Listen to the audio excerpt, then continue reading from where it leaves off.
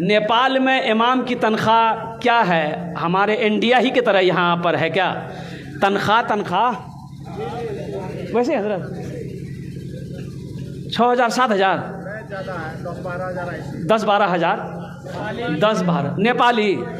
अच्छा ठीक है। अब मान गए 10-12 हज़ार इंडियन ही हो, तो अब मुझे ये बताइए 10,000 टका में गुजारा होगा? आपका होगा?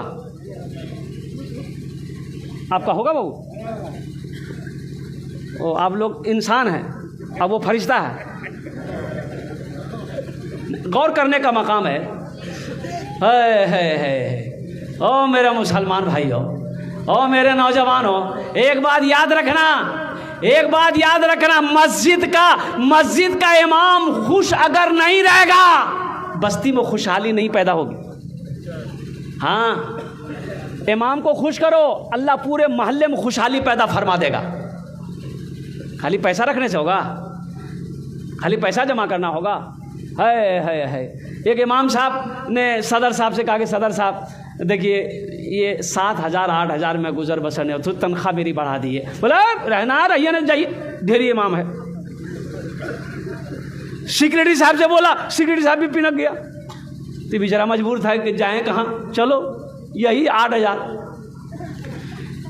सदर साहब का बेटा दिल्ली से पढ़कर आया, एमए किया, नौकरी नहीं मिल रही है, तो सदर साहब ने इमाम साहब से कहा कि इमाम साहब जुमा है सुन लो, और जब जुमा की नमाज भाई थे तो जुमा की नमाज में एकदम कस्सिक दुआ करी दिया, हमारे बेटा के लिए एकदम बेहतरीन नौकरी मिल जाए। इमाम साहब बोला जैसे ही हुक्म।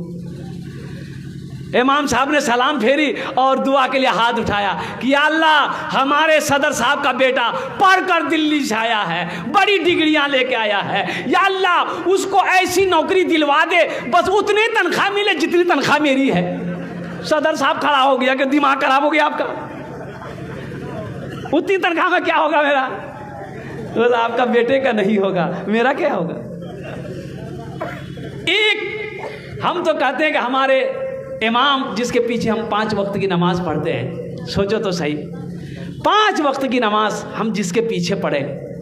आज एक कौम है बोहरा, मेमन कौम, मेमन बोहरा, कलकत्ते में बहुत है। अच्छा, उसकी मस्जिद अलग है, उसकी मस्जिद में हम और आप नमाज नहीं पढ़ सकते, अलाउ नहीं है, इजाज़त नहीं है।